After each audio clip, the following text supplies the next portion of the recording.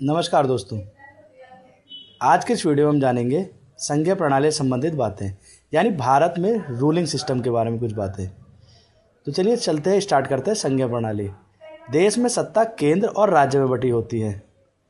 केंद्र जो पूरे देश को संभालता है और राज्य जो अलग अलग राज्यों में सरकारें होती हैं।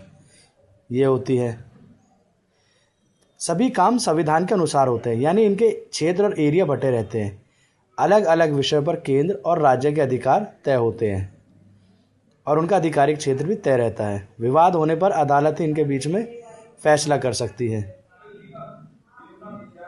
नियम और कानून लिखित रूप में होते हैं। तो एक बार रिवीजन करें, हमने पढ़ा क्या, थोड़ा और अच्छे से पढ़ते हैं आसान भाषा में।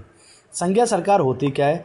संघीय सरकार एक ऐसी गवर्नेंस सिस्टम होता है जिसमें पावर 2 लेवल्स में बांटा होता है। सेंट्रल गवर्नमेंट यानी केंद्र सरकार, स्टेट गवर्नमेंट यानी राज्य सरकार। दोनों अपने अपने एरिया में इंडिपेंडेंट होते हैं, लेकिन एक दूसरे के साथ मिलकर काम भी कर सकते हैं।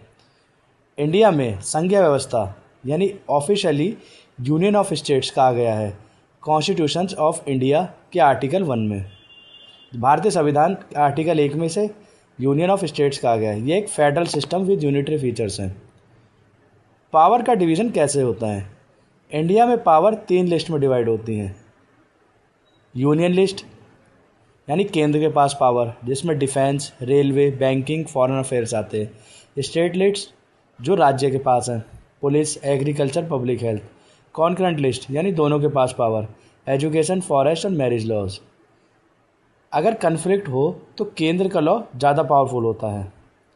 संघीय सरकार के कुछ फीचर्स है, यानी dual government system, written constitution, supremacy of constitution, independent judiciary जैसे supreme court of India. Division of powers, bicameral legislature यानी पार्लियामेंट ऑफ इंडिया में 2 है, लोकसभा और राज्यसभा। अब इसके कुछ फ़ायदे भी होते हैं संघीय व्यवस्था के।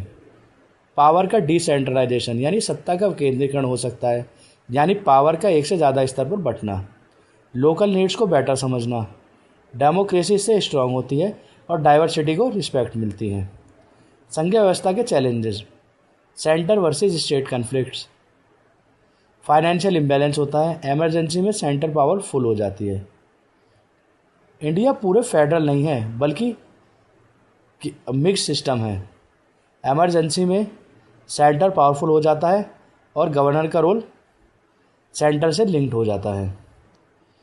तो दोस्तों आज हमने पढ़ा संघीय सरकार एक बैलेंस सिस्टम है जिसमें पावर को सेंटर और स्टेट के बीच बांटा गया है। इससे गवर्नेंस इफ़ेक्टिव होती है और देश की डाइवर्सिटी को मैनेज करना आसान हो जाता है। इसी के साथ आज का टॉपिक होता है ख़त्म। मिलते हैं अपने नेक्स्ट वीडियो में, तब तक के लिए नमस्कार।